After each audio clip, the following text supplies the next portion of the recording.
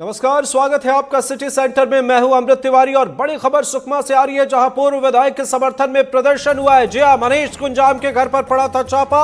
ACB और EOW ने की थी कार्रवाई। तेंदुपत्ता बोनस घोटाले का है मामला। बस्तर राज मोर्चा ने डीएफओ ऑफिस का घेराव किया। तस्वीरें आपको दिखा रहे हैं, प्रदर्शन की तस्वीर सुकमा से, जहां पूर्व विधायक के समर्थन में यह प्रदर्शन की तस्वीर। सड़कों पर लोग उतरे हुए हैं। मनीष कुंजाम के घर पर छापा पड़ा था एसीबी और ईओडब्ल्यू का, और उसके बाद तेंदुपत्ता बोनस घोटाले का यह मामला, जिसमें अब प्रदर्शन की तस्वीर सामने आ रही है। सहयोगी सलीम शेख जुड़ गए हैं सुकमा से। सलीम, बताएं क्या है अपडेट? देखिए, 10 अप्रैल को एसीबी और ईओडब्ल्यू की कार्रवाई पूर्व विधायक मनीष कुंजाम के घर हुई थी, और इन्होंने 8 जनवरी को 6 करोड़ 54 लाख के बोनस में गड़बड़ी के शिकायत की थी कलेक्टर सुकमा को और सीसीएफ को। इसके बाद एक जांच टीम बनाई गई, जिसके बाद एसीबी जिसके बाद डीएफओ के खिलाफ कार्रवाई की गई, उन्हें सस्पेंड कर दिया गया।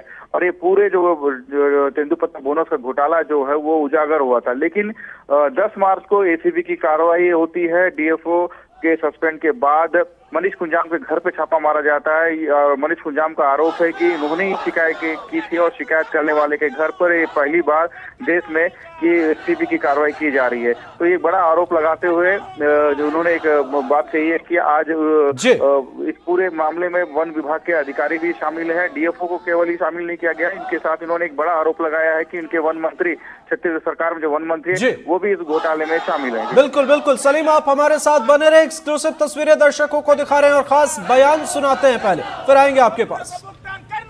हाँ, ये 2021-22 का बोनस वितरण जो करना था, इसमें कुछ विसंगति हुआ है। उसके संबंध में मार्क्सवादी कम्युनिस्ट पार्टी के द्वारा जो है धरना का आयोजन किया गया था, और इसमें उन्होंने 2 विशेष मांग रखे हैं कि भुगतान किसी भी तरह से होना चाहिए, संग्राहकों को नुकसान नहीं होना है, और कितनी अवधि तक होना चाहिए। तो इसमें संग्राहकों को समस्त भुगतान जो भी पेंडिंग है, नहीं हुआ है, वो किया जाएगा। हम लोगों की पहले भी मांग थी। 10 मार्च को भी हम लोग धरना प्रदर्शन कर ये मांग किए थे कि ये सस्पेंड डीएफओ को करने से कुछ नहीं होगा।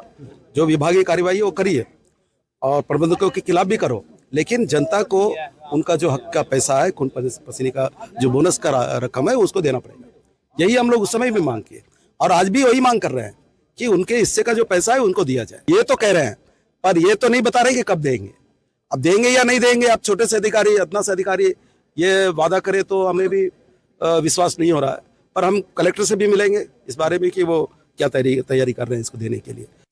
तो खास बयान हमने आपको सुना, और एक्सक्लूसिव तस्वीरें हम आपको सुकमा से दिखा रहे हैं, जहां एसीबी और ईओडब्ल्यू की छापेमार कार्रवाई के बाद प्रदर्शन की तस्वीर सामने आई है। सलीम, यहां पर बस्तर राज मोर्चा ने डीएफओ ऑफिस का घेराव किया है। क्या कहना है प्रदर्शनकारियों का और इस मामले में प्रशासन का? अभी कैसी तस्वीर आप देख रहे हैं?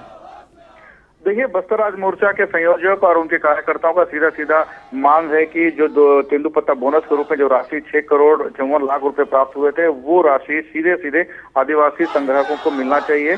और जो राशि इन डीएफओ और प्रबंधकों ने हड़प ली है, घोटाले किया है, उनके ऊपर कार्रवाई होनी चाहिए, और साथ ही साथ उनके ऊपर दंडात्मक भी कार्रवाई करने की मांग वो कर रहे हैं। और अभी आज जो घेराव हुआ है, उस घेराव में सीधा सा मांग था कि संग्राहकों के पास जो मेहनत का जो पैसा था वो सालों से नहीं दिया गया था, और उसमें एक बड़ी गड़बड़ी करते हुए उस राशि को हड़प ली गई है। और बीआरएम बस्तर राज मोर्चा का सीधा सीधा आरोप ये भी है कि इस पूरे घोटाले में डीएफओ पर कार्रवाई कर प्रदेश सरकार किसी तरह इस मामले को दबाना चाहती है। लेकिन डीएफओ के साथ इस पूरे विभाग के आला अधिकारी समेत मंत्री पर भी उन्होंने गंभीर आरोप लगाए हैं कि इस पूरे घोटाले में उनका भी इसमें हाथ था। जी बिल्कुल, नजर बनाए रखे सलीम, आप आगे भी आपसे अपडेट लेंगे। फिलहाल बहुत बहुत शुक्रिया इन तमाम अपडेट्स के लिए।